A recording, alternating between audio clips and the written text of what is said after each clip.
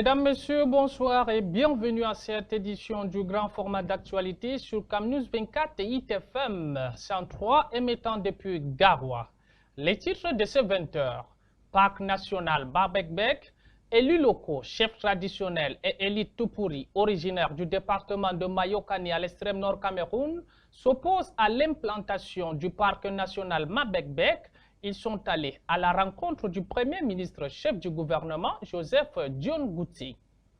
Promotion de la paix dans l'Adamawa au Cameroun, Mboroho et Baya désormais main dans la main. Après des affrontements sanglants qui ont endeuillé le village de Djondé dans l'arrondissement de Ngaoundal, département du Djerem en février dernier, les deux communautés ont scellé leur réconciliation lors d'une cérémonie émouvante. C'est tout pour les titres. Mesdames, Messieurs, une fois de plus, vous êtes sur CamNews 24 et ITFM 103 émettant de la vibrante ville de Garoua.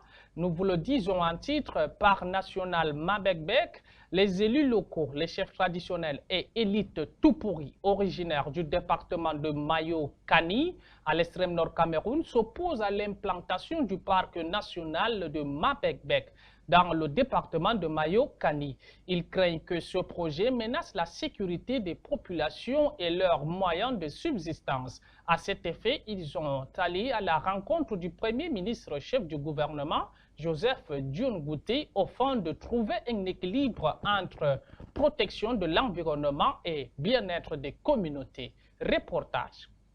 Des élus locaux, chefs traditionnels et élites Toupouri, originaires du département de Mayokani à l'extrême nord Cameroun, ont exprimé leur opposition à l'implantation du parc national Mabekbek. À l'écoute des préoccupations de leur communauté, ces leaders ont décidé de rencontrer le Premier ministre chef du gouvernement, Joseph Dione Ngouti. Leur objectif est clair, faire entendre leur inquiétude face à un projet qu'ils jugent menaçant pour la sécurité des personnes et des biens. Nous sommes venus vouloir informer le Premier ministre, mais nous avons trouvé qu'il est plus informé que nous. Lors de cet échange, le Premier ministre a démontré une maîtrise approfondie du dossier. Il a pris en compte les tensions soulevées par ce projet et a écouté attentivement les arguments des représentants locaux. Les élus ont exprimé leur ferme opposition, soulignant que l'implantation du parc Mabekbek pourrait entraîner des conséquences néfastes pour la vie quotidienne de leurs citoyens. La question demeure: comment concilier développement environnemental et protection des communautés locales? Le dialogue entre les autorités et la population est plus que jamais essentiel. Parlons de la promotion de la paix dans l'Adamawa au Cameroun après des affrontements sanglants qui ont endeuillé le village de Djondé dans l'arrondissement de Ngaoundal, département du Djerem en février dernier.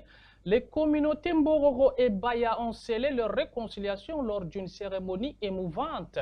Un geste fort, symbole de pardon et de paix retrouvée qui ouvre la voie à un avenir apaisé pour les deux communautés. Pour plus de précisions, suivons le reportage de Roméo Ben Yalam depuis Ngaoundal.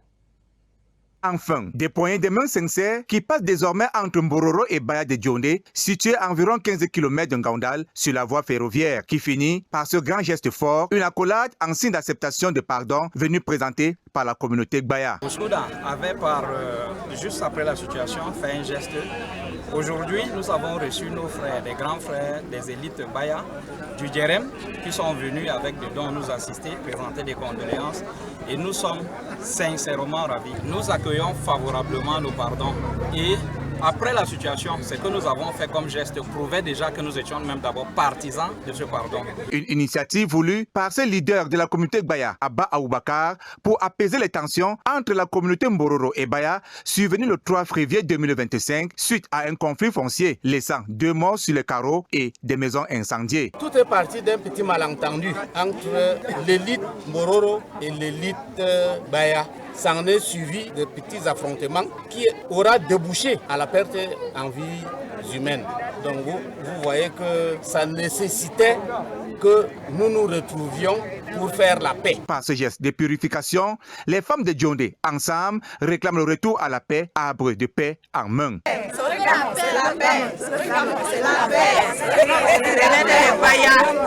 Et le message est plus que passé en présence du sous-préfet de l'arrondissement de Ngaoundal. La réconciliation est faite par l'acceptation des présents apportés pour la circonstance. Nous demandons pardon à la communauté Bororo Allah nous pardonne. Ce que Dieu a prévu ne peut être empêché par personne.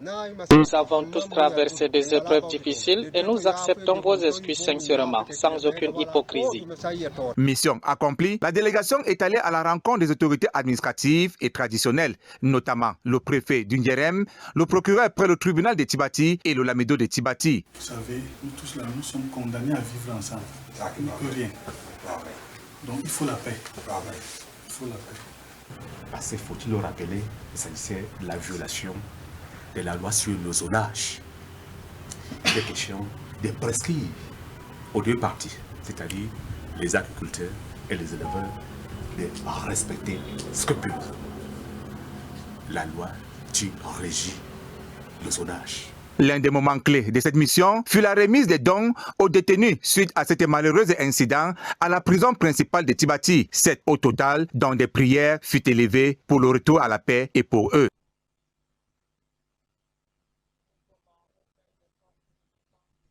Le nouveau commandant de la Légion de gendarmerie du littoral est en poste. Il s'agit du colonel Otoulou Jean-Pierre qui vient d'être installé dans ses nouvelles fonctions le lundi dernier à Douala. Les détails avec notre correspondant Zobel Apollinaire Bon. C'est ici au camp de la valeur, Eremia 2 de Bonandior, que le nouvel homme fort de la gendarmerie dans le littoral, le colonel Jean-Pierre Otoulou, a officiellement été installé dans ses nouvelles fonctions ce 10 mars 2025 en présence d'un impressionnant parterre d'invités et du haut commandement militaire de la région. Nommé par décret présidentiel du 21 février 2025, le colonel Jean-Pierre Otoulou remplace au poste de commandant de la Légion de gendarmerie du littoral le colonel Pierre-Aimé Bikele, nommé inspecteur à l'inspection générale de la gendarmerie nationale. Le nouveau promu n'est pas un visage inconnu dans la région du littoral. Le colonel Jean-Pierre Otoulou a occupé les fonctions de commandant de la compagnie de gendarmerie de Douala 1 et 2, commandant du groupement de gendarmerie territoriale de Douala, commandant d'escadron mobile numéro 2 à Douala. Dans son riche parcours professionnel, le colonel Jean-Pierre Otoulou a également occupé les fonctions de chef d'état-major de la Légion de gendarmerie du centre, chef d'état-major de la Légion de gendarmerie numéro 1 de Yaoundé. Il a également travaillé à la garde présidentielle et dans la région du Nord-Ouest. Il était avant sa nomination comme commandant de la Légion de gendarmerie du littoral, commandant de la Légion de gendarmerie du centre. Son parcours professionnel a également été marqué par plusieurs stages à l'étranger. Diplômé de l'école militaire interarmée de Yaoundé, le colonel Jean-Pierre Otoulou est une tête bien faite dont les études universitaires ont été sanctionnées par l'obtention d'un Master 2 en stratégie de force et sécurité et gestion des crises et des catastrophes. Né le 29 juillet 1970 à Yaoundé, le colonel Jean-Pierre Otoulou est marié et père de plusieurs enfants. Parlons de la santé à présent. La campagne de vaccination Bikachop bat son plein dans le département de la Benue, région du Nord, ayant pour objectif de rattraper les retards de vaccination chez les enfants et adolescents. Dans le district de santé de Lagdou, les équipes médicales sont déjà sur le terrain sous la supervision du docteur Poblet pour une durée de 5 jours afin de couvrir les 12 heures de santé que compte le district. Zaidou Amadou pour plus de précision. Le Bikachop, une campagne de vaccination essentielle qui se met en place dans le district de santé de Lagdou. Cette campagne se déroule sur 5 jours et cible spécifiquement les aires de santé. L'objectif principal est clair, vacciner 100% des enfants ayant reçu leur première dose ainsi que tous les enfants 0 dose identifiés. Cette année, l'accent est mis sur la vaccination des adolescents n'ayant pas encore reçu leur vaccin contre les infections à HPV. Une priorité pour assurer la santé des générations futures. Les équipes de vaccination, composées d'un mobilisateur social, d'un vaccinateur et d'un enregistreur, travaillent main dans la main avec les leaders locaux. Ils identifient ensemble les lieux stratégiques pour offrir ces services vitaux. Avant le lancement des vaccinations, chaque membre de l'équipe suit une formation rigoureuse.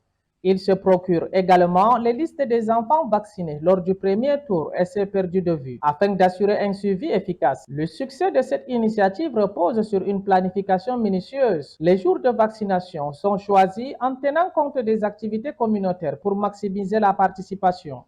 Le Bikachop représente une lueur d'espoir pour garantir que chaque enfant ait accès aux vaccins essentiels. Dans le district de santé de Lagdo, la mobilisation est forte et le travail acharné des agents de santé témoigne d'un engagement sans faille envers la santé publique.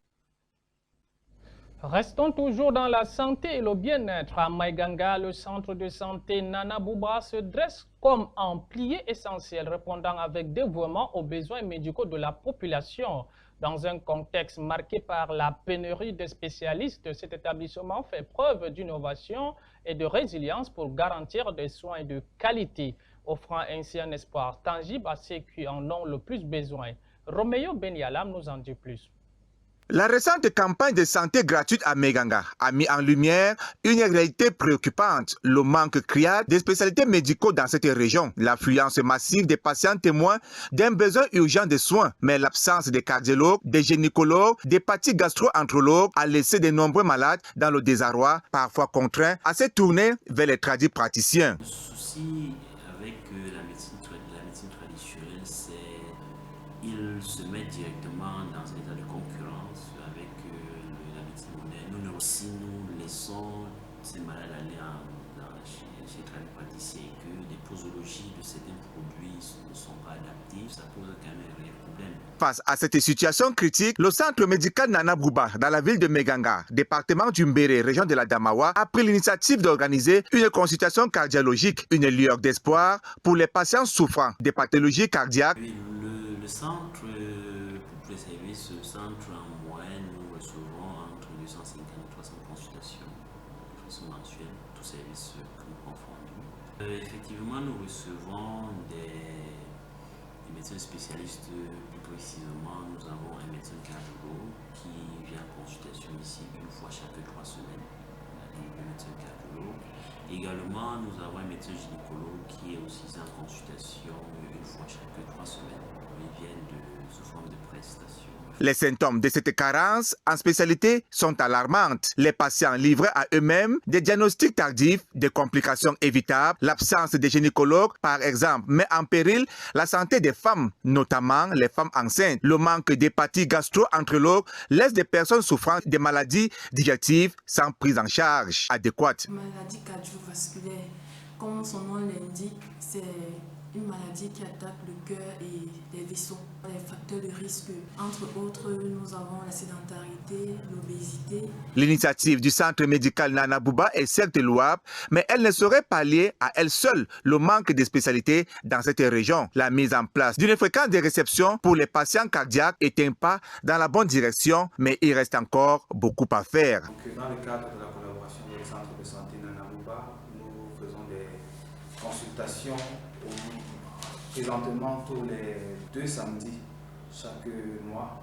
Généralement, les cas que nous rencontrons plus fréquemment ici sont des cas d'hypertension artérielle et plus rarement des cas d'insuffisance cardiaque. La présence ici est bénéfique dans l'offre de cardiologie par cet hôpital est très bénéfique pour la population. Déjà, ça raccourcit le trajet pour avoir un cardiologue, mais surtout, ça permet à la population d'être dans leur environnement.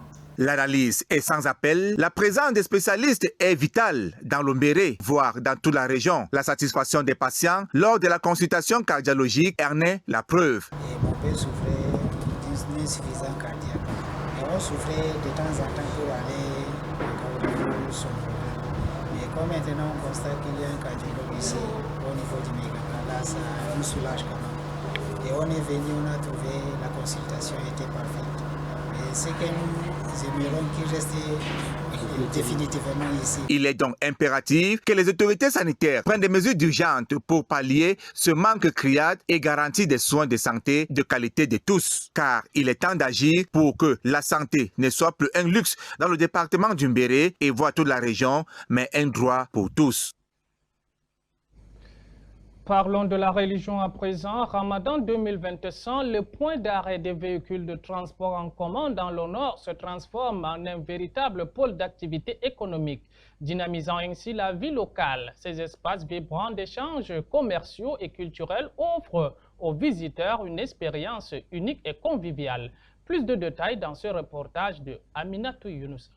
Situé sur l'axe Garwanga-Oundéré, Gouna est une localité de l'arrondissement de Lado, connue pour son effervescence, surtout pendant ce mois sacré du Ramadan. Chaque soir, Gouna se transforme en un véritable point de convergence attirant habitants et visiteurs. Les rues s'animent alors que les gens se rassemblent pour rompre le jeûne. Ici, les jeunes filles commerçantes s'affairent à préparer et à vendre beignets, bouillies, brochettes et bien d'autres délices. Leur dynamisme et leur énergie insufflent une ambiance festif à cette période sacrée. Pour les commerçants comme El Hadj Bakanana, ce mois est une véritable aubaine. La convivialité et la solidarité sont palpables dans l'air et chacun se réjouit de partager ce moment avec ses proches. Gouna est sans contexte, un lieu où la vie s'anime chaque soir durant le Ramadan. Cette localité incarne l'esprit de partage et de convivialité qui caractérise ce mois sacré.